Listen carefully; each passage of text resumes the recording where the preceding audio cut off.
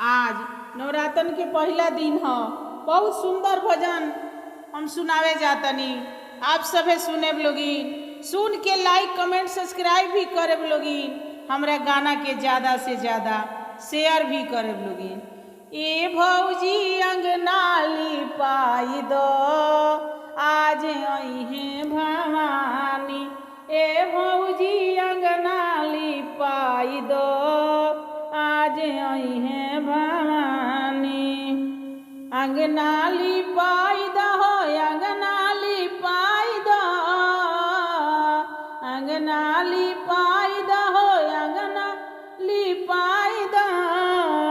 अरे भौजी अंगना लिपाई दो, आज अइहे भवानी। ऊंचे आसनवा मैया मन भावे, ऊंचे आसनवा मैया मन भावे। अरे मोतिया न चौका पुराई दो, आज अइहे भवानी। मोतिया न चौका पुराई दो, आज अइहे भवानी। ए भौजी अंगना लिपाई दो, आज अइहे भवानी। माटी के कलशा मैया मन भावे, माटी के कलशा मैया मन भावे।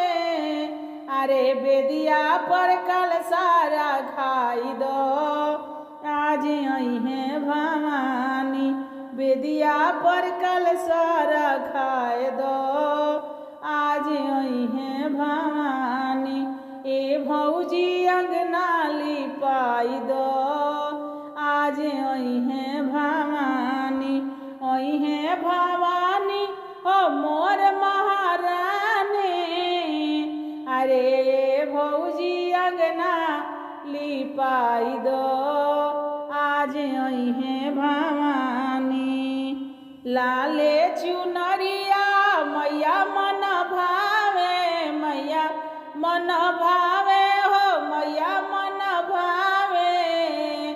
अरे चुनरी के कलश पर ओढ़ाई दो, आज अइहे भवानी।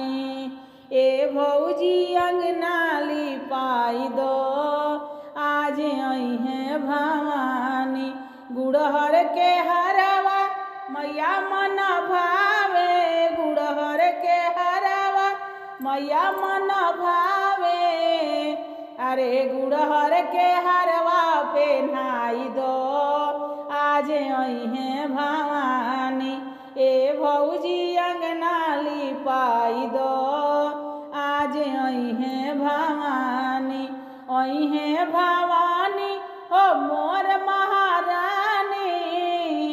अरे भौजी अंगना लिपाई दो, आज अइहे भवानी। मेवा मिठाई मैया के भावे, मेवा मिठाई मैया के भावे, मैया के भावे हो मैया के भावे। अरे मैया के भोगवा लगाई दो, आज अइहे भवानी। मैया के भोगवा लगाए दो, आज अइहे भवानी। ए भौजी अंगना लिपाई दो, आज अइहे भवानी। ए भौजी अंगना लिपाई दो, आज अइहे भवानी। आज सभी के गाना सुनने के लिए धन्यवाद।